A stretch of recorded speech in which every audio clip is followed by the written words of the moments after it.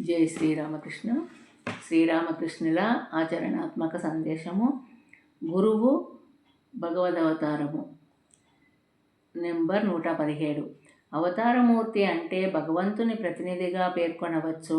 రాజ్యంలో ఎక్కడైనా అల్లర్లు చెలరేగితే వాటిని సరిచేసేందుకు రాజు తన ప్రతినిధిని పంపినట్లే మానవజాతిలో ధర్మగ్లాని సంభవించినప్పుడు దానిని పునరుద్ధరించేందుకు భగవంతుడు తన ప్రతినిధిని అవతారాన్ని పంపిస్తాడు.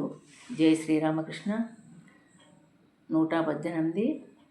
అలా భూమిపైకి వచ్చిన అవతారమే ఒక్కసారి కృష్ణునిగా, మరొక సమయంలో జీసస్గా వ్యక్తమైంది.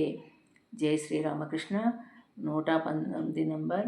ప్రశ్న: నిర్గుణ బ్రహ్మానికి అవతార పురుషులైన రాముడు, కృష్ణుడు మొదలైన వారికి మధ్య గల భేదమేమిటి?